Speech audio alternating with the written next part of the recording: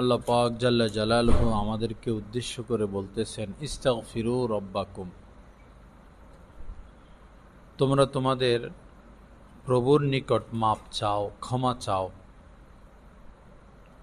সুম্মা তুবু ইলাই, এবং তার নিকট তওবা করো।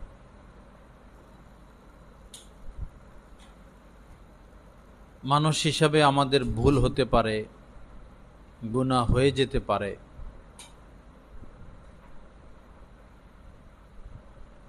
গুনাহ হয়ে যাওয়ার পর একজন মুসলমানের জন্য এটা উচিত নয় যে সে গুনাহের উপরে বহাল থাকবে। বরং গুনাহ তো হয়েছে, ভুল হয়েছে, এখন সে আল্লাহর কাছে মাপ চাইবে, তওবা করবে, লজ্জিত হবে, অনুতপ্ত হবে। এটাই একজন মুমিনের ঈমানের দাবি। গুনাহ হওয়ার পর গুনাহ স্বীকার না করা এবং এই নাফরমানির উপরে অটল থাকা, অবিচল থাকা, এটা কোনো মুমিন মুসলমানের জন্য সমুচীন নয়। আর আল্লাহ পাক এত দয়ালু, এত মেহেরবান যে বান্দা যত পাপ করুক, যত গুনাহ করুক, যত সীমালঙ্ঘন করুক, যদি সে মাপ চায়, তওবা করে, লজ্জিত হয়, ফিরে আসে, আল্লাহ পাক সমস্ত গুনাহ মাফ করে দেন। হাদিসের মধ্যে এসেছে, ইন্নাল আবদা ইযা আতারাফা সুম্মা তাবা তাবাল্লাহু আলাইহি, বান্দা গুনাহ করার পর, পাপ করার পর যখন এই গুনাহ স্বীকার করে এবং আল্লাহ পাকের কাছে মাপ চায়, তাবাল্লাহু আলাইহি, আল্লাহ পাক তাকে মাফ করে দেন। এজন্য গুনাহ হতে পারে, গুনাহ হওয়ার পরে মাপ চাইতে যেন আমাদের দেরি না হয়, ক্ষমা চাইতে যেন দেরি না হয়, তওবা করতে যেন দেরি না হয়। আর মাপ চাওয়া, তওবা করার জন্য ওযুও শর্ত না, গোসলও শর্ত না, মসজিদে প্রবেশও শর্ত না, নামাজও শর্ত না। যে অবস্থায় গুনাহ হয়েছে সে অবস্থায় তওবা করা যায়। যেমন দুইজন মানুষ বসে গীবত করলো, গীবতের পর পরই মনে পড়লো, হায়রে আমি তো গীবত করে ফেললাম। ওই জায়গায় সে আল্লাহর কাছে মাপ চাইবে, আল্লাহ আমাকে মাফ করে দেন, আমি তো গীবত করে ফেললাম।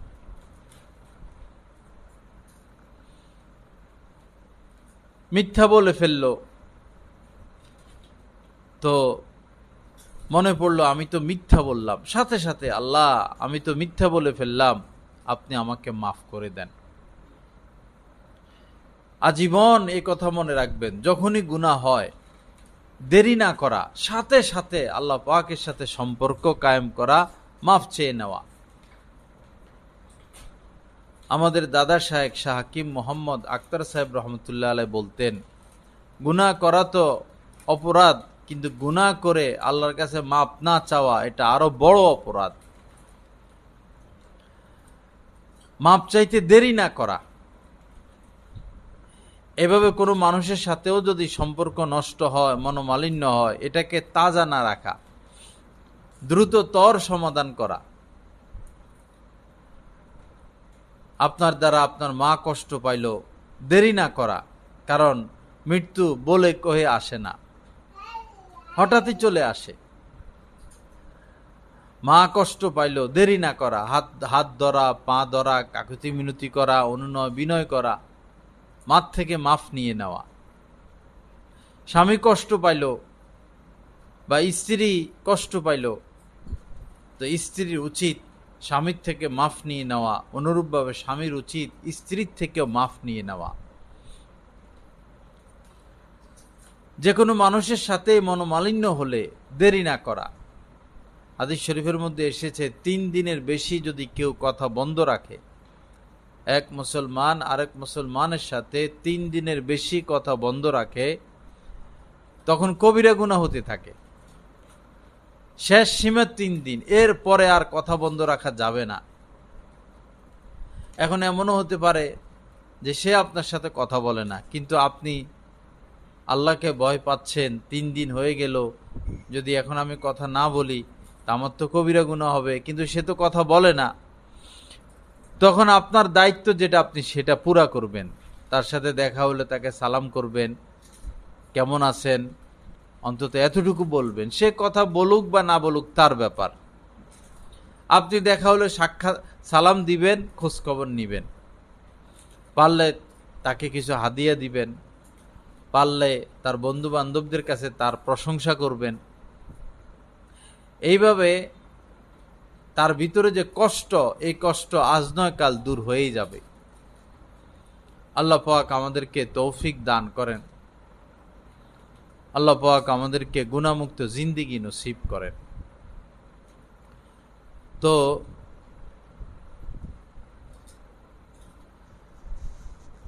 গুনাহ হলে দেরি না করা। গুনাহ হতে পারে, গুনাহ হওয়া স্বাভাবিক, কিন্তু আল্লাহর রহমত থেকে নিরাশ না হওয়া। হাদিস শরীফের মধ্যে এসেছে, ইন্নাল মুমিনা ইযা আযনাবা কানাত নুকতাতুন সাউদা ফি কলবি। মুমিন যখন কোনো গুনাহ করে, অপরাধ করে, তো তার অন্তরে একটা কালো দাগ পড়ে। যদি সে তওবা করে তো তার সেই কালো দাগ দূর হয়ে যায়, মুছে যায়। আর যদি তওবা না করে তো কালো দাগ আরো বাড়তে থাকে, আরো বাড়তে থাকে, আরো বাড়তে থাকে। এক পর্যায়ে পুরোটা অন্তর কালো দাগে ভরপুর হয়ে যায়। তখন সে দিন থেকে বিমুখ হয়ে যায়, হেদায়েত থেকে বিমুখ হয়ে যায়, কোরআন হাদিস থেকে বিমুখ হয়ে যায়। আল্লাহ পাক আমাদেরকে হেফাজত করেন, আল্লাহ পাক আমাদেরকে গুনাহমুক্ত জিন্দেগি নসিব করেন। তো এই কথা সবসময় মনে রাখা, অপরাধ হইলেই সমাধান করে ফেলা। আল্লাহর সাথে অপরাধ হইছে সেটাও সমাধান করা, আবার বান্দার সাথে অপরাধ হইছে সেটাও সমাধান করা, ঝুলিয়ে না রাখা।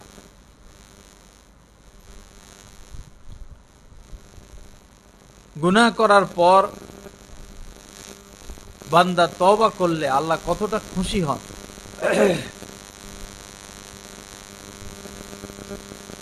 এক হাদিসের মধ্যে সেটা বর্ণিত হয়েছে।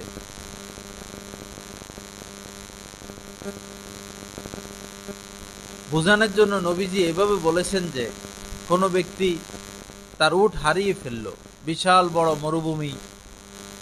মরুভূমিতে সফর করে যাচ্ছে, তো সে হঠাৎই তার উট হারিয়ে ফেললো। তার উটের উপরেই তার আসবাবপত্র, খাদ্য, খাবার সব ছিল। এখন এত বড় মরুভূমি, ডাইনে বামে সামনে পিছনে কোথায় আর উট খুঁজে পায় না। উট ছাড়া সে তার বাড়িতে ফিরবে এটারও কোনো সুযোগ নাই, এত শত মাইল হেঁটে বাড়ি পর্যন্ত আসা সম্ভব না। চিন্তা করতে করতে, কানতে কানতে সে ঘুমিয়ে পড়ল। ঘুম থেকে জেগে দেখে তার উট তার মাথার পাশে দাঁড়ানো।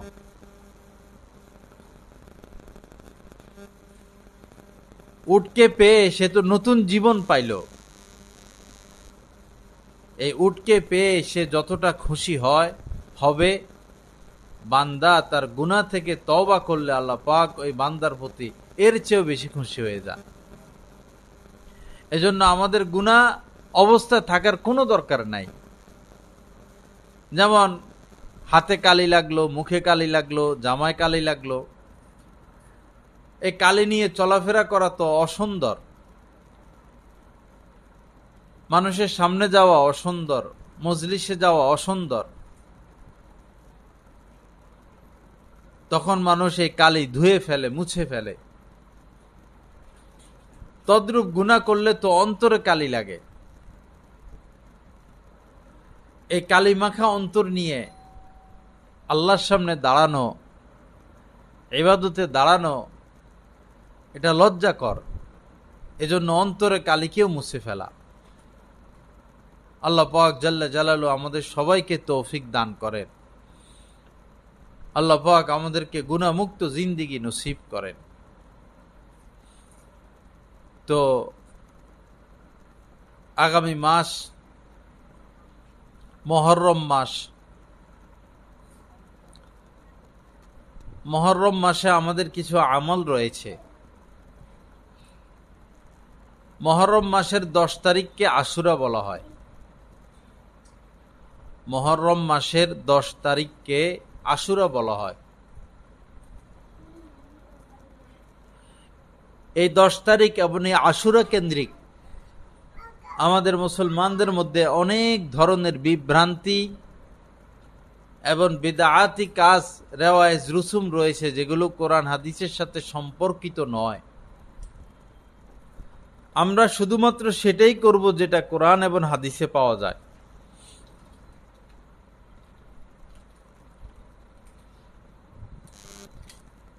নবীজি যখন মক্কায় ছিলেন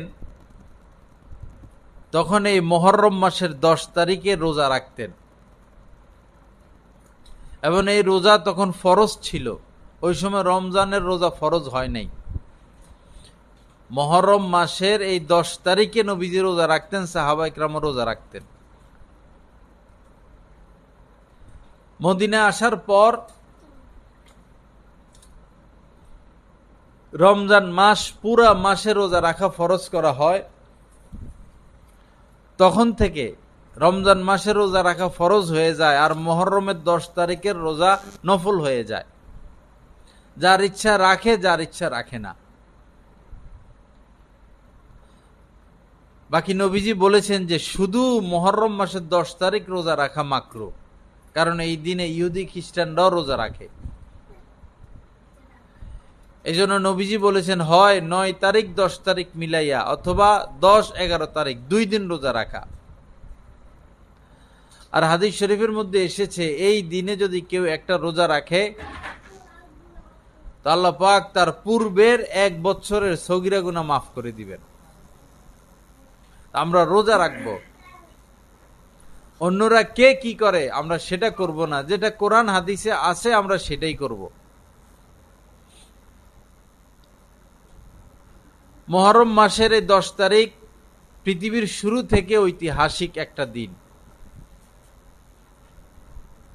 হযরত হুসাইন রাদিয়াল্লাহু তাআলা আনহু এই দিনে শহীদ হয়েছেন এই কারণে যে এই দিনের ফজিলত এমন না, এই দিনের ফজিলত আগ থেকেই।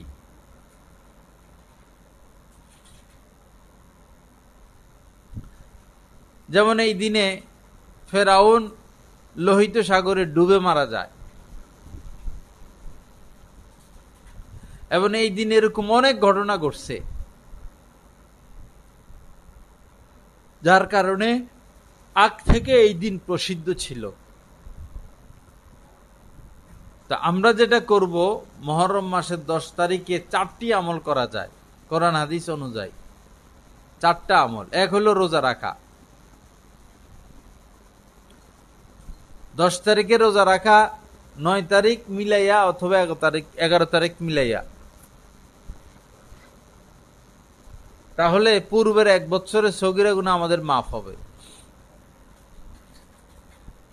দ্বিতীয় যেটা করা যায়, হাসান লি গয়রিহি পর্যায়ের একটা হাদিস। কেউ এটার উপর আমল করেছেন, কেউ করেন নাই, এজন্য এটা নিয়ে বাড়াবাড়ি না করা। কেউ বলেছেন হাদিসের উপর আমল করা যায়, কেউ বলছেন করা যায় না।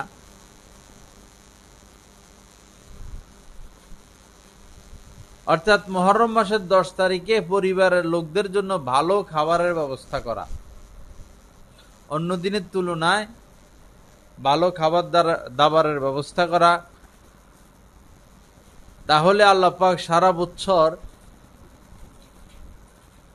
তাদেরকে ভালো খাবারের ব্যবস্থা করে দেন। আমরা এই আমল করতে পারি। আরেকটা হলো এই দিনে ফেরাউন নীল দরিয়া ডুবে মারা যায়। এজন্য আমরা আল্লাহ পাকের দরবারে শুকরিয়া আদায় করতে পারি। ফেরাউন ডুবে মরল, বনি ইসরায়েল মুসলমানরা এই দিনে তার জুলুম অত্যাচার থেকে নাজাত পাইল।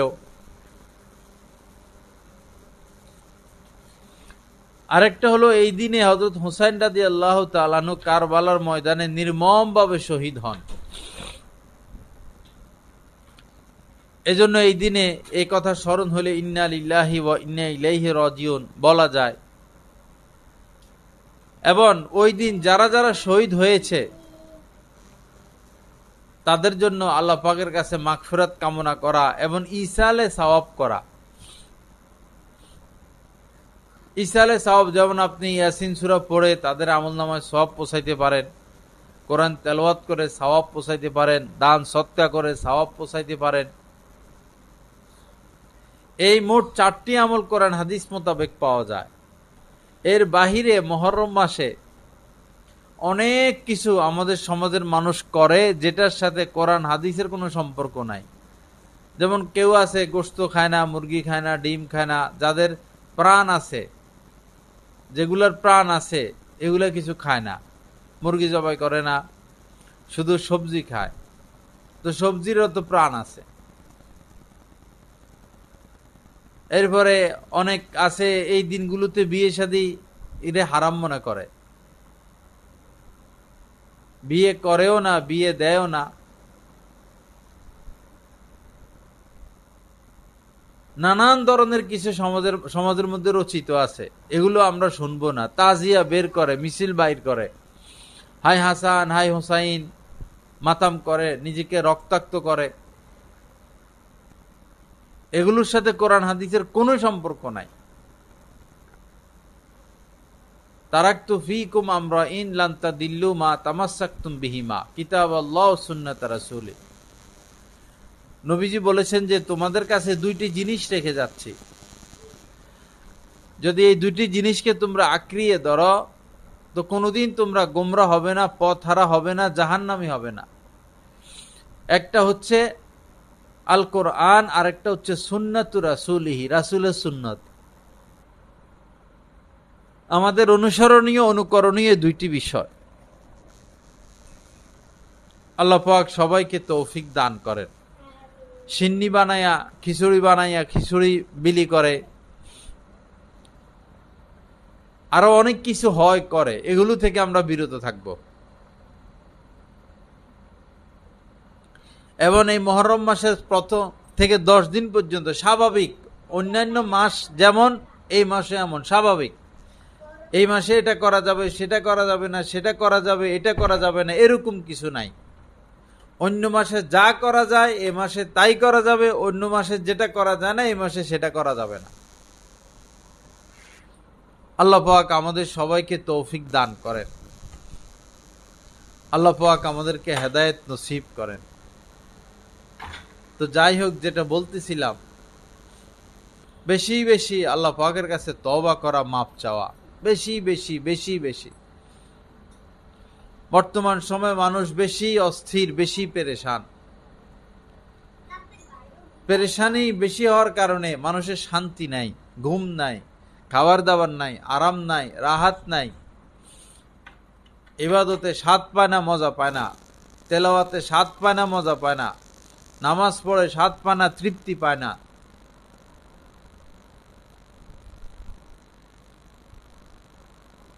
স্বামীর সাথে মনোমালিন্য, সন্তানের সাথে মনোমালিন্য, মূল হচ্ছে পেরেশানি। আর হাদিস শরীফের মধ্যে এসেছে যারা বেশি বেশি ইস্তেগফার করবে আল্লাহ পাক তাদেরকে পেরেশানি মুক্ত রাখবেন। মান লাজিমাল ইস্তেগফার, যারা বেশি বেশি ইস্তেগফার করবে, আল্লাহর কাছে মাপ চাইতে থাকবে, জাআলাল্লাহু লাহু মিন কুল্লি যিকিন মাখরাজা, তার যত বিপদ, তার যত মুসিবত, সব কিছু থেকে উদ্ধারের এক রাস্তা আল্লাহ খুলে দিবেন। অমিন কুল্লি হাম্মিন ফারাজা, এবং তার যত চিন্তা পেরেশানি এগুলো আল্লাহ পাক দূর করে দিবেন। ওয়া রাযাকাহু মিন হাইথু লা ইয়াহতাসিব, এবং এমন এমন জায়গা থেকে তার জন্য রিজিকের ব্যবস্থা করবেন সে কল্পনাও করেনি। এই জন্য আমরা সারা দিনই আল্লাহর কাছে ইস্তেগফার করতে থাকবো, তওবা করতে থাকবো। নবীজি কমপক্ষে প্রতিদিন 100 বার তওবা করতেন, প্রতিদিন 100 বার। আতুবু ইলাইহি মিয়াতা মাররা, 100 বার নবীজি তওবা করতেন। অথচ তিনি নিষ্পাপ, তিনি জান্নাতে প্রবেশ না করলে কেউই জান্নাতে প্রবেশ করতে পারবে না। অথচ তিনি 100 বার তওবা করতেন উম্মতকে শিক্ষা দেওয়ার জন্য।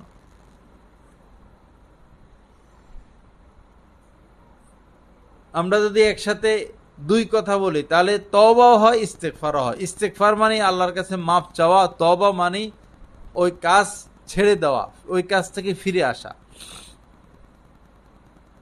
আস্তাগফিরুল্লাহ ওয়া আতুবু ইলাই, এভাবে যদি বলি তাহলে ইস্তেগফারও হবে, তওবাও হবে। আস্তাগফিরুল্লাহ ওয়া আতুবু ইলাই, আস্তাগফিরুল্লাহ ওয়া আতুবু ইলাই। অথবা যদি বড় যেটা সেটা শিখে নিলাম, আস্তাগফিরুল্লাহাল্লাযী লা ইলাহা ইল্লা হুয়াল হাইয়ুল কাইয়্যুম ওয়া আতুবু ইলাই, এটা পড়লাম। আল্লাহ পাক আমাদের সবাইকে তৌফিক দান করেন।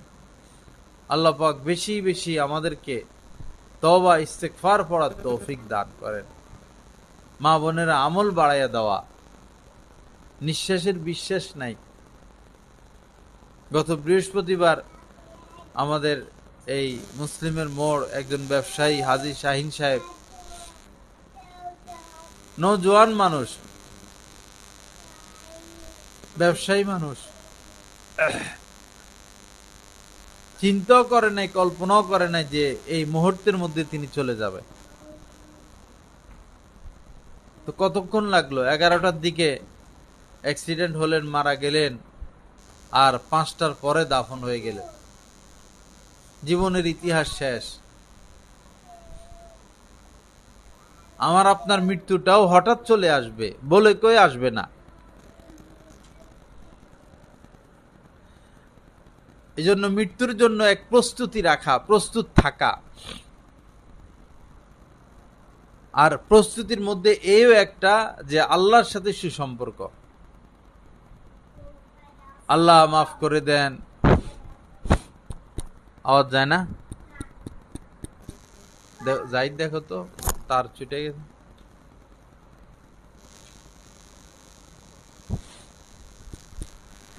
যায় না তো,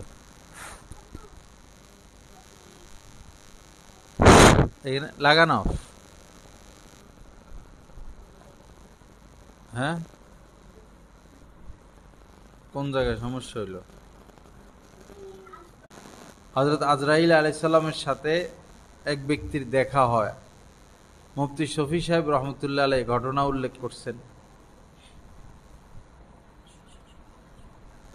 তো সেই লোক হযরত আজরাইলকে বললেন, ভাই আজরাইল, দুনিয়ার সরকারের তো একটা নিয়ম কানুন আছে, সে কাউকে পাকড়াও করতে চাইলে নোটিশ পাঠায়, 1 বার 2 বার 3 বার নোটিশ পাঠায়। যদি ওই লোক ধরা না দেয় তখন সরকার পাকড়াও করে। তোমার তো কোনো নিয়ম কানুন নাই, তুমি কোনো নোটিশ পাঠাও না, যারে মন চায় যখন মন চায় তুমি তার জান কবজ করে ফেলো। তো হযরত আজরাইল বললেন, দুনিয়ার সরকার তো 1 বার 2 বার 3 বার নোটিশ পাঠায়, অথচ আমি শত শতবার মানুষকে নোটিশ পাঠাই, কিন্তু মানুষ ওইদিকে ভ্রুক্ষেপই করে না।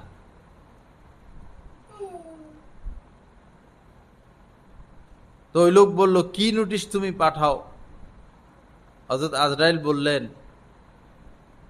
যে তোমার কি চুল পাকে নাই, দাড়ি পাকে নাই? এই চুল দাড়ি পাকা এটা আমার পক্ষ থেকে একটা নোটিশ। তোমার সামনে কি তোমার ছোট কোনো মানুষের ইন্তেকাল হয় নাই? ছোট ভাই, ছোট বোন, আপন দূরের, তোমার সামনে দিয়ে কি কোনো জানাজার লাশ, জানাজার খাট অতিবাহিত হয় নাই? তোমার কি এমন অসুখ হয় নাই যে তোমার নিজেরই মনে হয়েছে আমি মনে হয় বাঁচবো না? এগুলোই হচ্ছে আমার পক্ষ থেকে নোটিশ। কিন্তু দুনিয়ার মানুষ আমার নোটিশের প্রতি কোনো ভ্রুক্ষেপ করে না। আমার মা বোনেরা, মৃত্যুর জন্য প্রস্তুত থাকা, লম্বা লম্বা আশা না করা, লম্বা লম্বা স্বপ্ন না দেখা। হযরত ওমর ফারুক রাদিয়াল্লাহু তাআলা আনহু এক লোককে একটা দায়িত্ব দিলেন, চাকরি দিলেন, যে তুমি আমাকে একটু পরে পরে মৃত্যুর কথা স্মরণ করাইয়া দিবা, এই দায়িত্ব দিছেন। তো সেই লোক একটু পরে পরে হযরত ওমর রাদিয়াল্লাহু তাআলা আনহুকে মৃত্যুর কথা স্মরণ করাইয়া দেয়। তো একদিন হযরত ওমর ফারুক রাদিয়াল্লাহু তাআলা আনহু ওই লোককে বললেন, বাবা তোমার আর দায়িত্ব পালন করতে হবে না। কেন? বলল, দেখো না আমার চুল পাকা শুরু হয়েছে, আমার দাড়ি পাকা শুরু হয়েছে। এই যে আমার চুল পাকলো, দাড়ি পাকলো আমার চোখের সামনে। দাড়ি পাকা মানে কি? আমার সময় ঘনাইয়া গেছে। অতএব আমাকে আর মৃত্যুর কথা স্মরণ করাই দিতে হবে না, এই পাকা চুল পাকা দাড়ি আমাকে স্মরণ করাইতে থাকবে। নবীজি বলেছেন, দুনিয়ার স্বাদ বিনষ্টকারী মৃত্যুকে বেশি বেশি স্মরণ করো, বেশি বেশি স্মরণ করো। আজ আমরা মৃত্যুর স্মরণ থেকে গাফেল। আমাদেরকে মারা যেতে হবে, দুনিয়া ছাড়তে হবে, এই খবর আমাদের নাই। আল্লাহ আমাদেরকে মাফ করে দেন, আল্লাহ পাক আমাদের মনকে নরম করে দেন। একবার এরকম ঘটনা ঘটলো যে 20 তলা একটা বিল্ডিং তৈরি করা হলো। তা আজকে 20 তলার কাজ শেষ দিন, শেষ কাজ, সবাই খুশি। ছাদের উপরে যে আমরা শ্রমিকেরা, ইঞ্জিনিয়ার, কন্ট্রাক্টর, সবাই মালিক পক্ষ, আজকে 20 তলার কাজ শেষ, আনন্দ করতেছে। তো হঠাৎই ওই 20 তলা থেকে একজন লোক নিচে পড়ে গেল, একজন শ্রমিক। তো 20 তলা থেকে একজন মানুষ নিচে পড়লে তো কোনোভাবেই তার বাঁচার আশা করা যায় না। উপরের থেকে লোকজন তার লাশ নেওয়ার জন্য নিচে আসতেছে, যে আমাদেরই তো এক ভাই পড়ে গেল, কি করবে, কান্নাকাটি করলো।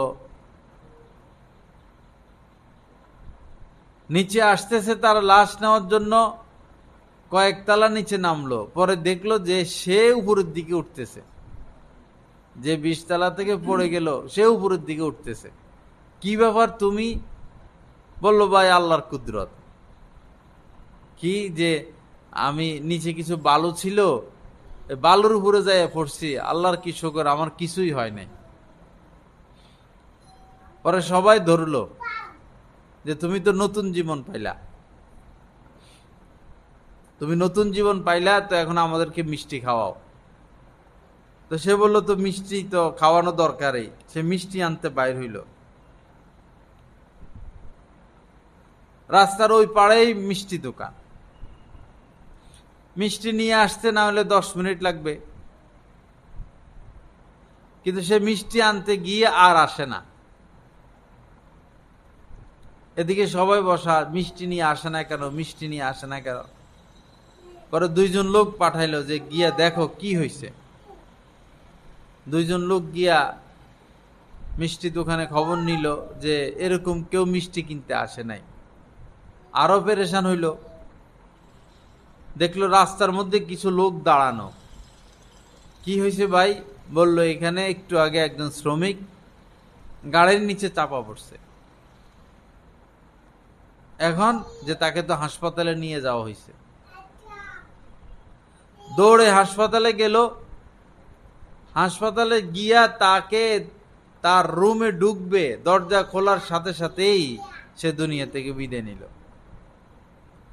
তো দেখুন, যে লোক 20 তলা থেকে নিচে পড়ে মারা গেল না, সে মিষ্টি আনতে গিয়ে মারা যাবে, এটা তো তার মাথায়ও ছিল না। কিন্তু মৃত্যু ঠিকই হয়ে গেল। এজন্য আমার মা বোনেরা সব সময় মৃত্যুর চিন্তা মাথায় রাখা। হযরতে আব্দুল্লাহ ইবনে ওমর রাদিয়াল্লাহু তাআলা আনহু বলতেন, যখন সন্ধ্যা হয় তো তুমি সকালের অপেক্ষা করো না, যখন সকাল হয় সন্ধ্যার অপেক্ষা করো না। যখন সন্ধ্যা হয় সকালের অপেক্ষা করো না, তার মানে নেক আমল যা করার করে ফেলো। আর যখন সকাল হয় সন্ধ্যার অপেক্ষা করো না, এখনই নেক আমল যা করার করে ফেলো। হুজুর পাক সাল্লাল্লাহু আলাইহি সাল্লাম বলেছেন, ইন্নাল আবদা, যে কুন ফিদ দুনিয়া কাআন্নাকা গরীব আও আবিরু সাবিল। হযরত আব্দুল্লাহ ইবনে ওমর রাদিয়াল্লাহু তাআলা আনহুর কাঁধে হাত রেখে, কাঁধের উপরে হাত রেখে নবীজি বললেন যে, আব্দুল্লাহ, এমন ভাবে বাঁচো, দুনিয়াতে বেঁচে থাকো কেমন যেন তুমি মুসাফির, আও আবিরু সাবিল, অথবা পথিক। পথিক অথবা মুসাফিরের ন্যায় দুনিয়াতে বসবাস করো। একদম অল্প সময়ের জন্য আমরা এসেছি, 60, 70, 80। এ দুনিয়াতে কেউ আমরা থাকতে পারবো না, থাকতে আসিও নাই। আমাদের কাজ আখিরাত কামাই করা। এজন্য একটা মিনিট যেন নষ্ট না হয়। ওয়াল আসরে, আল্লাহ পাক কোরআনে সময়ের কসম খেয়েছেন। মানুষ তো ওই জিনিসের কসম খায় যেটা দামি, আল্লাহর কসম খায়। আল্লাহ সময়ের কসম খাচ্ছেন, তার মানে সময় কত দামি। অযথা গল্প স্বল্প লম্বা লম্বা সময় মোবাইলে কথা বলা, মোবাইলে এটা সেটা দেখে, টেলিভিশন দেখে সময় নষ্ট না করা।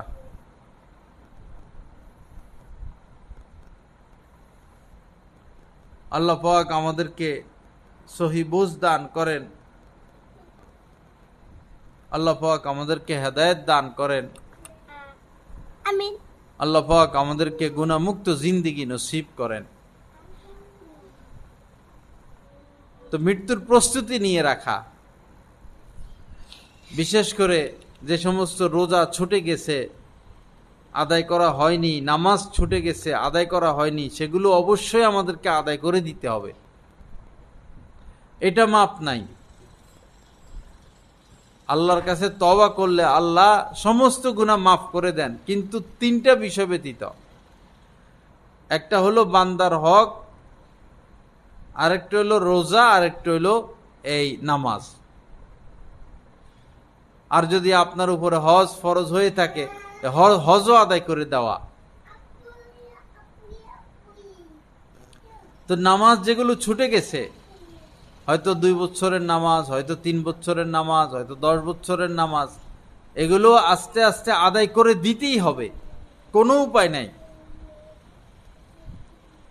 এর জন্য সহজ রাস্তা হলো, যেমন আপনি জোহরের নামাজ পড়ছেন, এখন হাতে সময় আছে, তাহলে যে নামাজগুলো ছুটছে সেগুলোর একটা কাজা করে দেওয়া। আর কাজার জন্য সুন্নত লাগে না, শুধু ফরজ পড়লে হয়।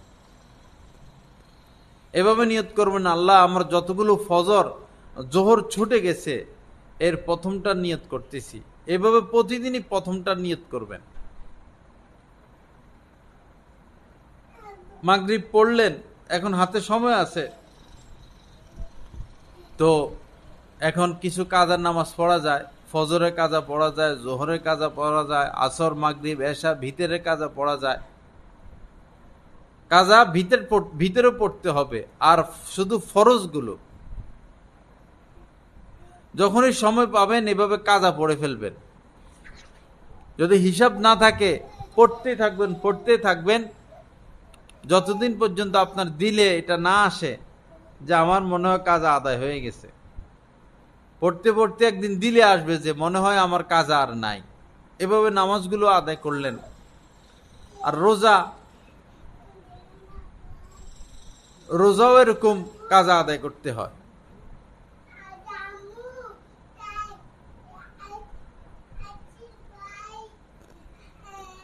সোমবার বৃহস্পতিবার নবীজি রোজা রাখতেন। আমরা যদি সপ্তাহে একটা রোজা রাখি, শুক্রবার রাখলাম বা সোমবার রাখলাম বা বৃহস্পতিবার রাখলাম কাজার নিয়তে, সপ্তাহে কমপক্ষে একটা রাখলে বছরে আপনার 52টা রোজা রাখা হবে। 52টা রোজা, এক বছরে 30টা রোজা কাজা, যে কাজাগুলো ছুটলো এক বছরে, না হলে এক বছরে 30টা রোজা। তা আপনি এক বছর একটা একটা করে রোজা রাখলে সপ্তাহে 1.5 বছরের রোজা পালন হয়েও আরো থাকবে। আর যদি সপ্তাহে একটা করে রোজা রেখে আরো 8টা রাখা যায়, তাহলে এক বছরে 2 বছরের রোজা কাজা আদায় হয়ে যাবে। আল্লাহ আমাদেরকে কবুল করেন, আল্লাহ পাক তৌফিক দান করেন। তো আল্লাহ পাকের সাথে সুসম্পর্ক রাখা এবং বিদায়ের জন্য প্রস্তুত হয়ে থাকা।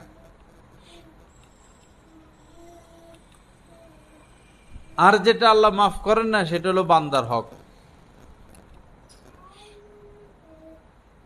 বান্দার হক বান্দার থেকে মাফ নিতে হয়, এটাই স্বাভাবিক। যদি কাহারো সাথে লেনদেন থাকে, আপনার কাছে পাবে, এটা তাকে পরিশোধ করে দিবেন অথবা মাফ নিয়ে নিবেন। সেই বালেগা হওয়া থেকে শুরু করে যদি এমন হয় কাহারো কোনো জিনিস না বলে খেয়েছেন, না বলে ব্যবহার করেছেন, না বলে নিয়ে এসেছেন,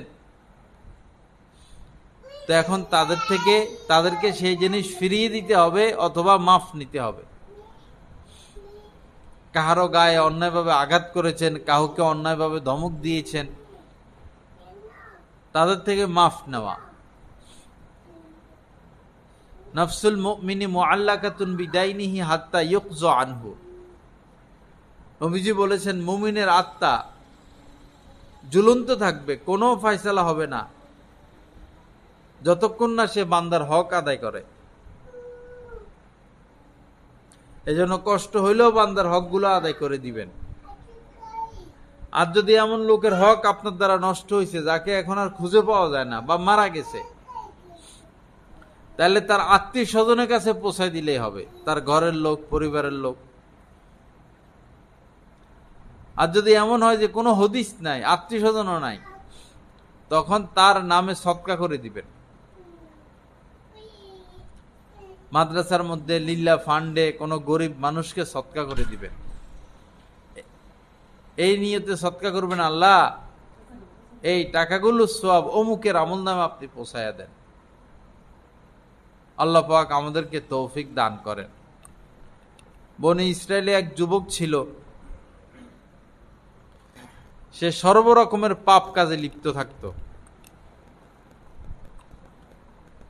সমস্ত অন্যায়, অবিচার, গুনাহ, নাফরমানি, এই ছিল তার কাজ।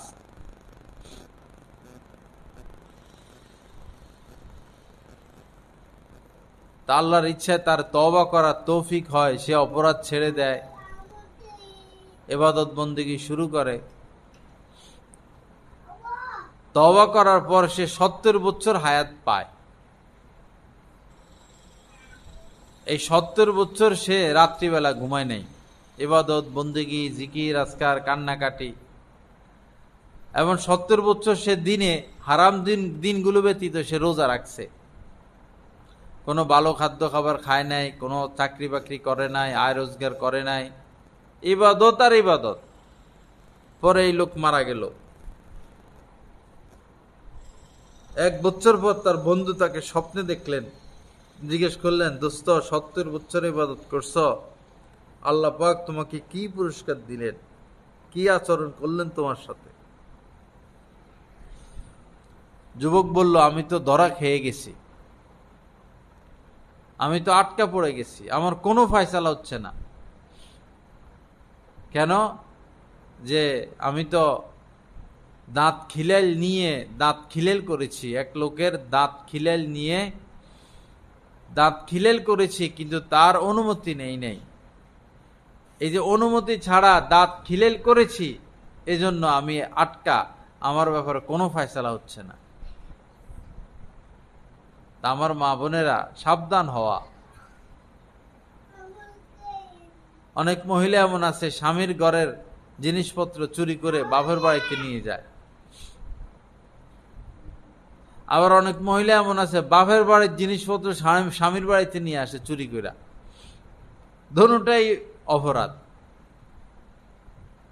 দোনোটাই নিষেধ। বাপের বাড়ির কোনো জিনিস স্বামীর বাড়িতে আনতে হলে মায়ের অনুমতি লাগবে, বাবার অনুমতি লাগবে, ভাইয়ের অনুমতি লাগবে, যারা মালিক তাদের অনুমতি লাগবে। আবার স্বামীর বাড়ির জিনিস বাপের বাড়িতে নিতে হলে অবশ্যই স্বামীর অনুমতি লাগবে। আর মালিক যদি শ্বশুর হয় তাহলে শ্বশুরের অনুমতি লাগবে।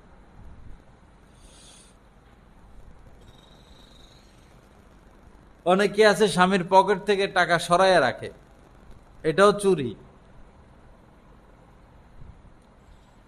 এটাও চুরি। হোক সে স্বামী, তার পকেটে হাত দেওয়া যাবে না, তার টাকা নিতে হলে তার অনুমতি লাগবে।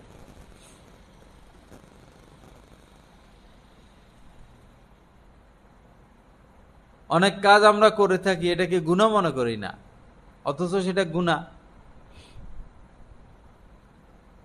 ভিক্ষুককে ভিক্ষা দিতে হলে স্বামীর অনুমতি নিয়ে রাখা, যে ভিক্ষুক আসবে তাদেরকে তো ভিক্ষা দিতে হবে, স্বামী আপনাকে অনুমতি দিয়ে রাখবে। স্বামীর অনুমতি ব্যতীত ঘর থেকে বের না হওয়া, এতে স্ত্রীর কল্যাণ। ঘর থেকে বের হতে স্বামীর অনুমতি নিতে হবে। মন চাইলো বাজারে চলে গেলাম, মন চাইলো ব্যাংকে চলে গেলাম, মন চাইলো আরেক বাসায় চলে গেলাম, না, স্বামীর অনুমতি নিতে হবে যে আমি তো অমুক বাসায় যাব, বা আমি একটু বাজারে যেতে চাই, আমি ডাক্তারের কাছে যাব। এর মধ্যে কল্যাণ, এর মধ্যে সফলতা, এর মধ্যে কামিয়াবি।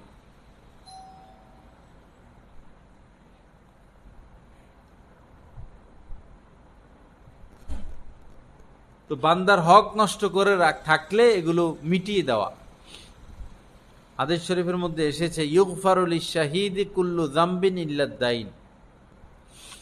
শহীদ যারা আল্লাহর রাস্তায় শহীদ হয়ে যায় কাফেরদের সাথে যুদ্ধ করতে গিয়ে, তাদের কত উচ্চ মর্তবা মর্যাদা, কিন্তু তারাও যদি তাদের সমস্ত গুনাহ মাফ করে দেওয়া হয়, ইউগফারু লিশ-শাহীদি কুল্লু যামবিন, শহীদের সকল গুনাহ মাফ, বান্দার হক ব্যতীত সব গুনাহ মাফ। কিন্তু বান্দার হক যদি নষ্ট করে থাকে, এই বান্দার হক মাফ নাই। মা বোনেরা গীবতে বেশি অভ্যস্ত থাকে। দুইজন তিনজন একত্রিত হইলে গীবত ছাড়া তাদের আর কোনো কাজ নাই। স্বামীর গীবত, সন্তানের গীবত, আলেম ওলামার গীবত, শাশুড়ির গীবত, শ্বশুরের গীবত। খুব কম মহিলা সমাজে আছে যারা শাশুড়ির গীবত করে না। ফ্যানটা কমাই দেবো, অফ করে দেবো।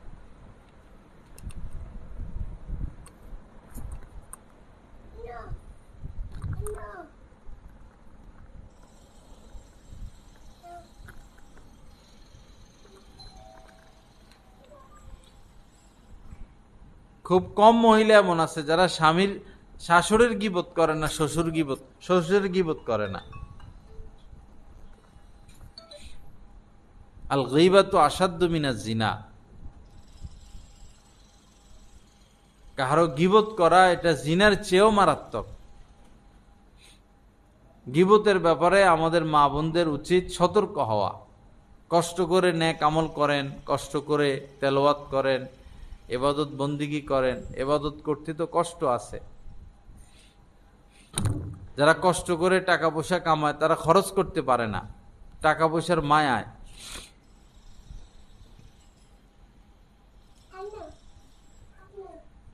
অথচ কষ্ট করে নেক আমল করে, কিন্তু এই গীবত করে করে নেক আমলগুলোকে শেষ করে দেয়।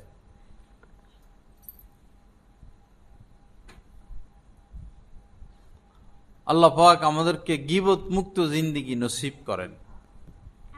একবার এমন হলো যে এক মহিলা রোজা রেখে তার মরণাপন্ন অবস্থা, সে মারাই যাবে রোজা রেখে এই অবস্থা।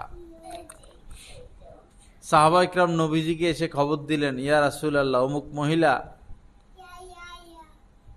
সে রোজা রেখেছে, এখন তো তার মারা যাওয়ার মতো অবস্থা। নবীজি বললেন তাকে নিয়ে আসো। সাহাবা ইকরাম তাকে নিয়ে আসলেন। পরে নবীজি একটা পাত্র দিলেন, বাটি দিলেন, আর বললেন এখানে বমি করো। তো দেখা গেল সে বমি করছে, তাজা রক্ত, তাজা গোস্ত। পরে নবীজি বললেন যে মহিলা রোজা তো রাখছে সত্য, কিন্তু সে গীবত করছে, আর গীবত করা মানে নিজের ভাইয়ের, মরা ভাইয়ের গোস্ত খাওয়া। এই যে তার গোস্ত।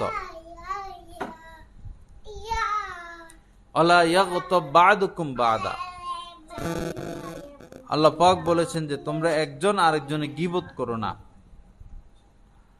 আইয়ুহিব্বু আহাদুকুম আন ইয়াকুলা লাহমা আখিহি মাইতা ফাকারিহতুমুহ, যে তোমরা কি এটা পছন্দ করো যে তোমরা তোমাদের ভাইয়ের গোস্ত খাবা?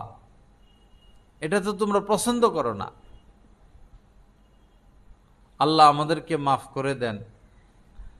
আল্লাহ পাক আমাদেরকে আল্লাহর ভয় দান করেন। আল্লাহ পাক গীবত মুক্ত জিন্দেগি নসিব করেন। আরেকটা বিষয় হলো অপচয়।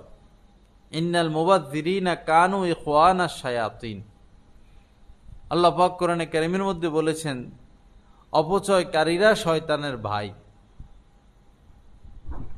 এবং যারা অপচয় করে তাদেরকে আল্লাহ পাক পছন্দ করেন না। মা বোনদের খেয়াল রাখতে হবে অপচয় যেন না হয়। হাঁড়ি পাতিল ধোয়ার সময় অতিরিক্ত পানি যেন খরচ না হয়। গোসল করার সময়, জামা কাপড় ধোয়ার সময় পানি যতটুকু প্রয়োজন ততটুকু ব্যবহার করা।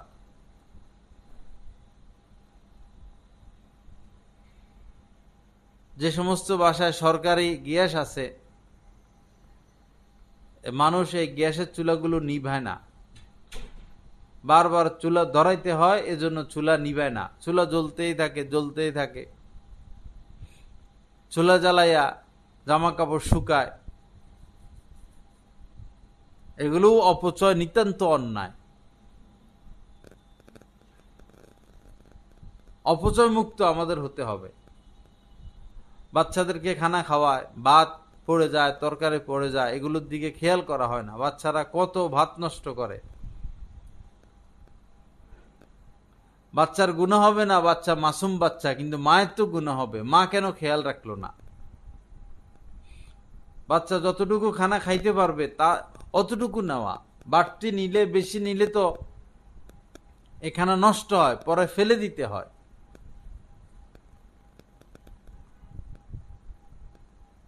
কোনোভাবে অপচয় করা যাবে না।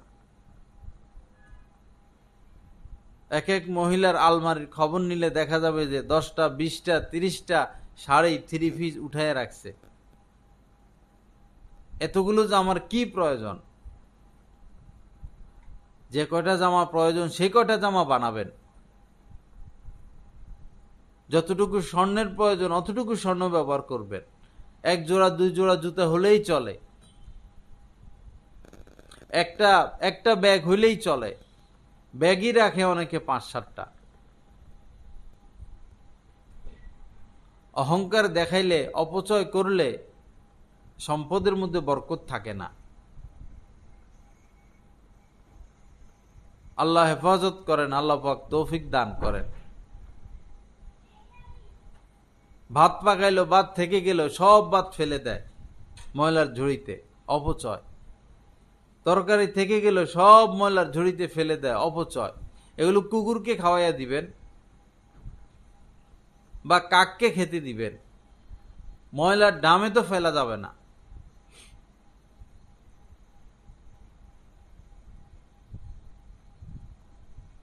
গোসল করার সময়, বিশেষ করে গরমকালে, পানি ব্যবহার করতেই থাকে না। হাদিসে আসছে নদীতেও যদি কেউ, নদীর পাড়েও যদি কেউ উযু করে আর পানি অপচয় করে, তাও সে অপচয়কারী।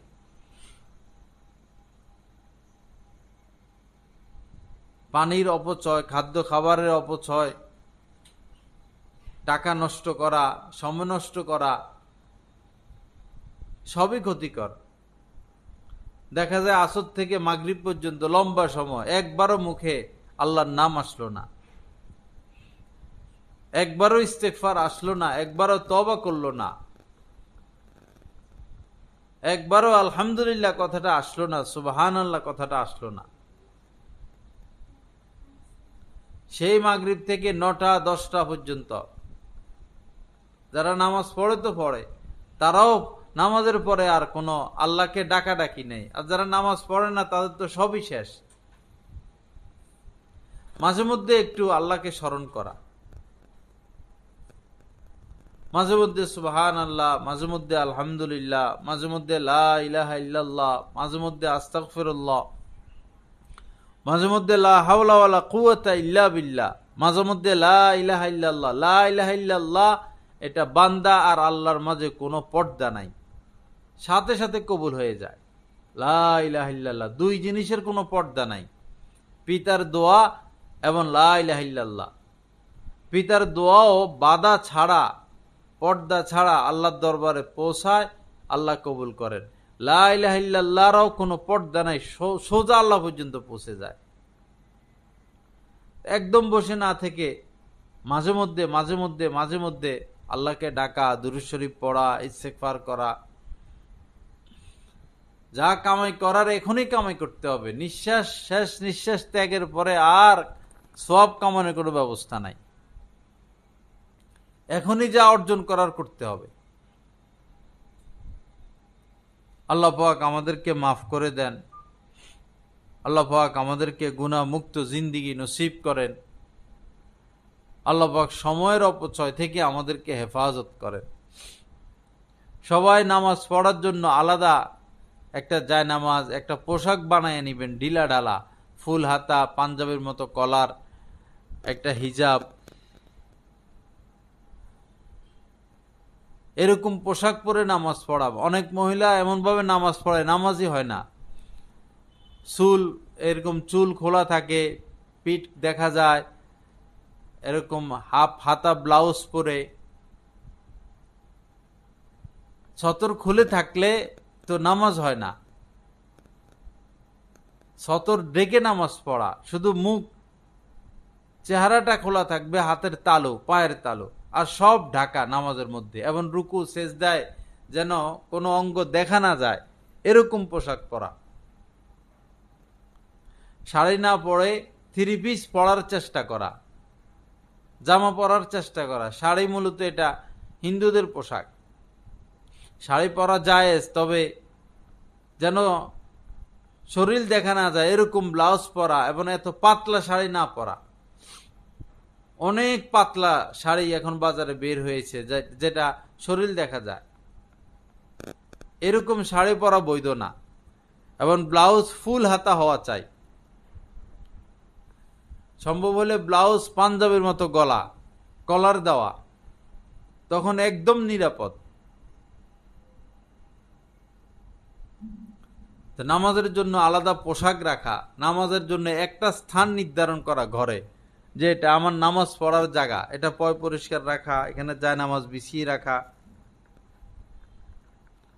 আগের জামানায় নামাজের চৌকি বানাইতো মানুষ, মহিলাদের নামাজের চৌকি থাকতো, ঘরের এক কোনায় একটা চৌকি রাখতেন, ওইখানে নামাজ পড়তেন, ওইখানে জিকির করতেন, ওইখানে তেলাওয়াত করতেন, ওইখানে ইতিকাফও করতেন।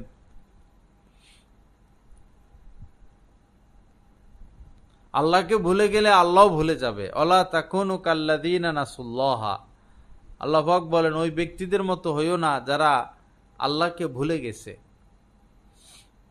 আল্লাহকে না ভুলা, আল্লাহ আমাকে দেখতেছেন, আল্লাহ আমার সাথে আছেন। অহুয়া মাআকুম আইনামা কুনতুম, তোমরা যেখানেই থাকো না কেন আল্লাহ তোমাদের সাথে আছেন। এটা ভুলেই যাবে না যে আল্লাহ আমার সাথে আছেন, আল্লাহ আমাকে দেখতেছেন। একটু পরে পরে আল্লাহ আমার সাথে আছেন, আল্লাহ আমাকে দেখতেছেন, মনে মনে এ কথা স্মরণে আনা, আল্লাহ আমার সাথে আছেন, আল্লাহ আমাকে দেখতেছেন। আল্লাহর সাথে সম্পর্ক বাড়ানো, আল্লাহ ছাড়া আপন কেউ নাই। আর যত সম্পর্ক সব স্বার্থ কেন্দ্রিক। আল্লাহর সাথে গভীর সম্পর্ক, পারলে শেষ রাত্রে উঠা, অজু করা, মেসওয়াক করা, কান্নাকাটি করা। মা বোনদেরকে মেসওয়াক করতেই দেখা যায় না, খুব কম মা বোনেরা মেসওয়াক করে। ব্রাশ করবেন ভালো কথা, কিন্তু ওযুর সময় তো মেসওয়াক করবেন। মেসওয়াকের দ্বারা নূর আসে, বরকত আসে, মৃত্যুর সময় কালেমা নসিব হয়। আসওয়াকু মাতহারাতুন লিল ফাম ওয়া মারদাতুন লিররব। নবীজি বলেছেন মেসওয়াক করা মুখের পবিত্রতা এবং আল্লাহর সন্তুষ্টির কারণ।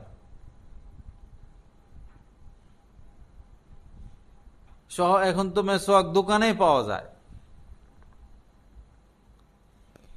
অবশ্যই মেসওয়াক ব্যবহার করবেন। আর খুশবু ব্যবহার করলে পুরুষরা এমন খুশবু ব্যবহার করবে যেটার এই ঘ্রাণ ছড়ায়, আর মহিলারা এমন খুশবু ব্যবহার করবে যেটার রং ছড়ায়। অফ করে দেয়। তো পারলে শেষ রাত্রে উঠা, ওযু করা, মেসওয়াক করা, ভালো পোশাক পরে জায়নামাজ বিছাইয়া আল্লাহর দরবারে কান্নাকাটি করা, 2 রাকাত নামাজ পড়া, 4 রাকাত নামাজ পড়া, স্বামীর হেদায়েতের জন্য দোয়া করা, সন্তানের হেদায়েতের জন্য দোয়া করা, নিজের হেদায়েতের জন্য দোয়া করা। লাইসা মিনাল কামিলিনা মান লা ইয়াকুমুল লাইল। এমন কোন মানুষ যেই আল্লাহর ওলি হতে চায়, আল্লাহকে পেতে চায়, তাকে তাহাজ্জুদ পড়তেই হবে, কোনো উপায় নেই। তাহাজ্জুদ পড়া ব্যতীত কেউ আল্লাহর ওলি হতে পারে না। আশরাফু উম্মতি হামালাতুল কোরআন ও কিয়ামুল লাইল। নবীজি বলেছেন আমার উম্মতের মধ্যে শ্রেষ্ঠতম, সবচেয়ে শ্রেষ্ঠ হচ্ছে যারা কোরআন বহন করে, অর্থাৎ হাফেজ আলেম, এবং যারা তাহাজ্জুদের নামাজ পড়ে। শারাফুল মুমিনি কিয়ামুল লাইল। অন্য হাদিসে আসছে একজন মুমিনের সম্মান, মর্যাদা, ভদ্রতা হচ্ছে এই তাহাজ্জুদের নামাজের মধ্যে। এজন্য সবাই চেষ্টা করবেন শেষ রাত্রে উঠার। আর যদি উঠতে না পারেন, শুয়ে শুয়ে কিছুক্ষণ আল্লাহর কাছে মাপ চাওয়া, এই খেতার নিচে থাইকা হোক, কম্বলের নিচে থাইকা হোক, আল্লাহ মাফ করে দেন, আস্তাগফিরুল্লাহ আস্তাগফিরুল্লাহ আস্তাগফিরুল্লাহ। আল্লাহর কাছে ইস্তেগফার করতে কোনো ওযু লাগে না, নামাজ লাগে না। আর আরেকটা সহজ পদ্ধতি হলো তাহাজ্জুদের, যে ভিতর পড়ার আগে 2-4 রাকাত তাহাজ্জুদের নামাজ পড়ে নেওয়া ভিতরের নিয়তে। এশার 4 রাকাত ফরজ, 2 রাকাত সুন্নত আদায় করলেই তাহাজ্জুদের ওয়াক্ত শুরু হয়ে যায়। তো ভিতর পড়ার আগে 2-4 রাকাত তাহাজ্জুদ পড়ে নেওয়া, এরপরে লম্বা মুনাজাত যেন লম্বা হয়, সেজদাগুলো যেন লম্বা হয়, বিশেষ করে নফল নামাজের সেজদা। আম্মা জান আয়েশা সিদ্দিকা রাদিয়াল্লাহু তাআলা আনহা বলেছেন যে নবীজির এক এক সেজদা এত লম্বা হইতো যে তোমরা 50 আয়াত তেলাওয়াত করে ফেলতে পারবা। এরপরে নবীজি সেজদা শেষ হইতো না, এত লম্বা লম্বা সেজদা।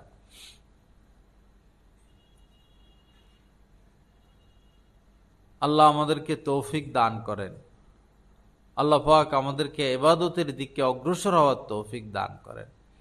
আমার মা বোনেরা, আল্লাহর সাথে গভীর সম্পর্ক, মহব্বতের সম্পর্ক, ভালোবাসার সম্পর্ক গড়া, এই কথা ভুলে গেলে চলবে না যে নবীজি বলেছেন জান্নাতে আমি নারীদেরকে বেশি দেখেছি। স্বচক্ষে নবীজি মেরাজের রাত্রিতে জান্নাত জাহান্নাম দেখে এসেছেন এবং বলেছেন যে নারীদেরকে বেশি দেখছি জাহান্নামে।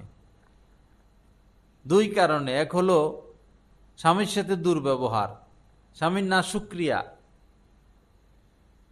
যত দেয় তাও লাগে, যত দেয় কিছুই দেওয়া হয় না, স্বামীর প্রতি অকৃতজ্ঞতা এবং স্বামীর সাথে দুর্ব্যবহার। দ্বিতীয়টা হলো এই বকা ঝকা, গজব দেয়, লানত দেয়, সন্তানকে লানত দিতে থাকে, স্বামীকে লানত দিতে থাকে, যারে তারে এরকম ঝগড়া ফাসাদ গজব লানত এগুলো করে। এই 2 কারণে তারা বেশি জাহান্নামে যাবে। আমাদের মধ্যে যেন এই 2 কারণ টোটালি না থাকে, একদম না থাকে। স্বামী যা পারছে, যতটুকু পারছে শুকরিয়া আদায় করা। জান্নাত তো আছেই, জান্নাতে গেলে তো সবই পাবো আমরা। দুনিয়াতে একটু ধৈর্য ধরা, পাঁধো ওই জগ দিয়ে পাঁধো। একটু ধৈর্য ধরা, জান্নাতে গেলে সব পাওয়া যাবে। ওয়ালাকুম ফিহা মা তাশতাহি আনফুসুকুম ওয়ালাকুম ফিহা মা তাদদাউন তাদদাউ নুজুলাম মিন গফুরির রহিম। জান্নাতে মনে যা চাইবে সেটাই পাওয়া যাবে। এক একজন মহিলা জান্নাতে 60 হাত লম্বা হবে, বয়স হবে 30।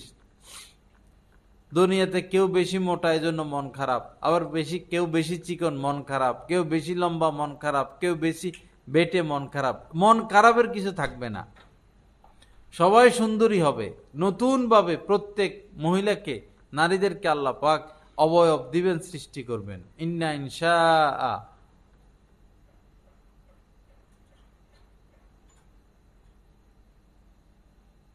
ইন্না আনশানাহুন্না ইনশাআ।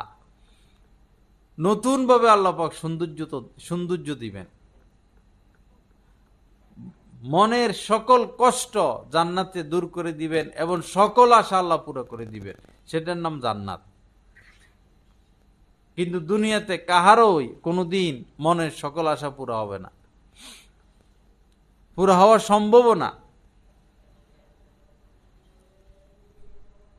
আল্লাহ পাক আমাদেরকে মাফ করে দেন, আল্লাহ পাক আমাদের গুনাহগুলোকে মাফ করেন, আমাদের মনটাকে নরম করেন। বেশি আওয়াজে কথা না বলা, নারীদের গলার আওয়াজ এটা পর্দা, আপনার আওয়াজ যেন পরপুরুষ না শুনে।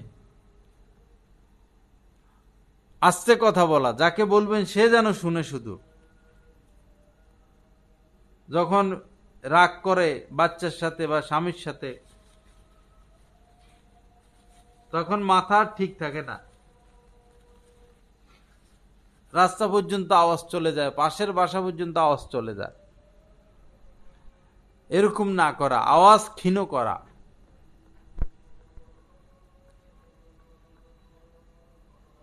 নিজের পোশাকও যেন পরপুরুষ না দেখে, নিজের জুতো যেন পরপুরুষ না দেখে, আওয়াজও যেন না শুনে। এইভাবে জীবন কাটাই দেওয়া। জান্নাতে গেলে আর পর্দা করা লাগবে না। পর্দা শুধু দুনিয়াতে, পর্দার ঝামেলা জান্নাতে শেষ। যেখানে ইচ্ছে সেখানে ঘুরতে পারবেন, যেখানে মন চায় সেখানে যাইতে পারবেন। এখন দুনিয়াতে যেখানে ইচ্ছে সেখানে যাইতে পারবেন না, বিপদ আছে। যা ইচ্ছা তা করতে পারবেন না, বিপদ আছে। সমাজের মানুষ এটা বলবে, সেটা বলবে, ওইটা বলবে। জান্নাতে গেলে আর কোনো বাধা নাই, যার যেখানে মন চায় যাইতে পারবে, যার যতক্ষণ ঘুরতে মন চায় ঘুরতে পারবে। পুরো জান্নাতই একটা পার্ক।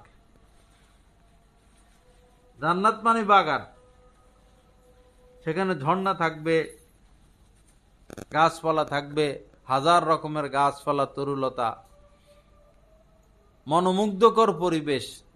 যে পরিবেশ কোনো চোখ দেখে নাই, কোনো অন্তর কল্পনা করতে পারেনি।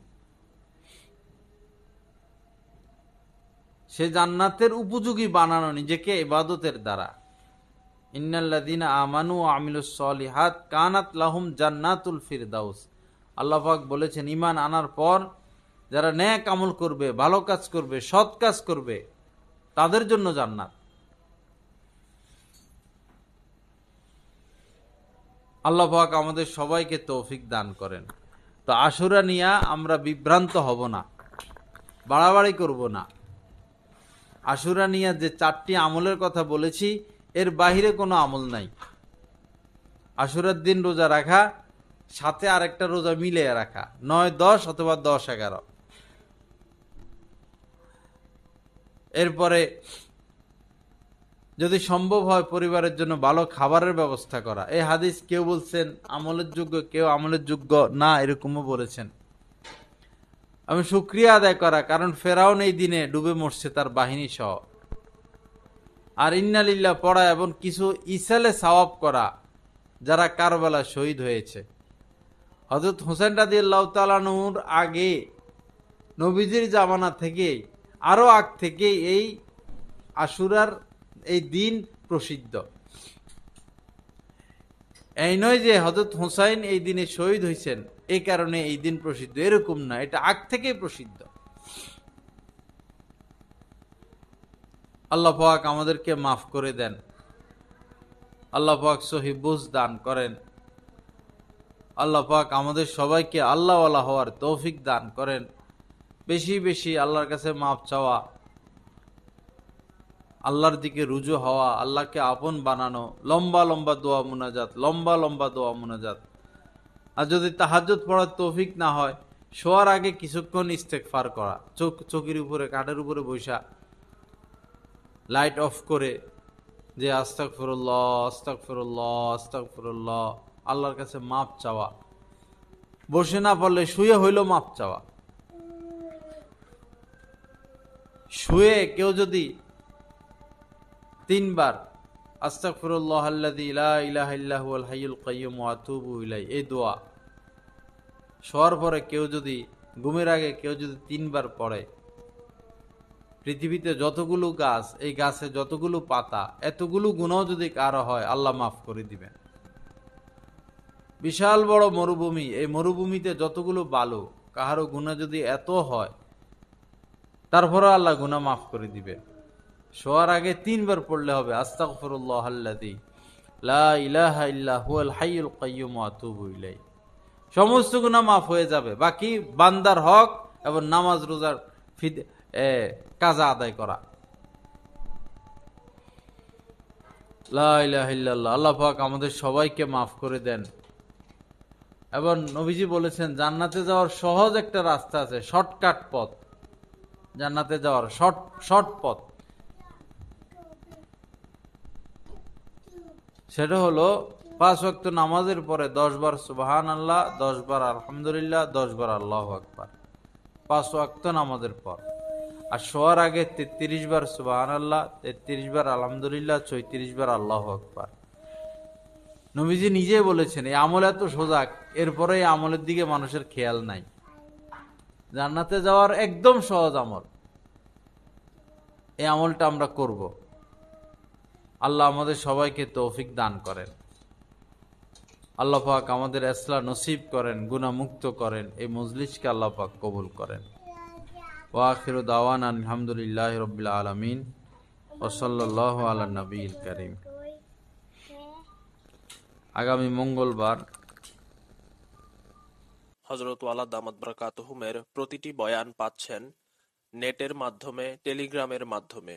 প্রথমত গুগল প্লে স্টোর থেকে টেলিগ্রাম অ্যাপসটি ডাউনলোড করতে হবে। তারপর টেলিগ্রাম অ্যাপসে প্রবেশ করে নিজের মোবাইল নাম্বার এবং একটি ভেরিফিকেশন কোড প্রদানের মাধ্যমে অ্যাকাউন্ট খুলতে হবে। অ্যাকাউন্ট খোলার পর ডান পাশে উপরে একটি সার্চ আইকন থাকবে, ওইখানে বাংলায় লিখতে হবে বয়ানে মাওলানা জহিরুল ইসলাম সাহেব, অথবা ইংরেজিতে @বয়ানবিডি। তারপর চ্যানেলে প্রবেশ। পরবর্তী কাজ হলো নিচে জয়েন আইকন থাকবে, ওইখানে ক্লিক করা। জয়েন হয়ে যাওয়ার পর পূর্ববর্তী আপলোডকৃত সকল বয়ান আপনারা পেয়ে যাবেন খুব সহজে। আলহামদুলিল্লাহ, প্রতি ইংরেজি মাসের শেষ শুক্রবার কমলপুর মাদ্রাসা মসজিদে মাসিক ইজতেমা অনুষ্ঠিত হয়। উক্ত মজলিসে অংশগ্রহণ করার জন্য সকলের প্রতি দীনী দাওয়াত রইল।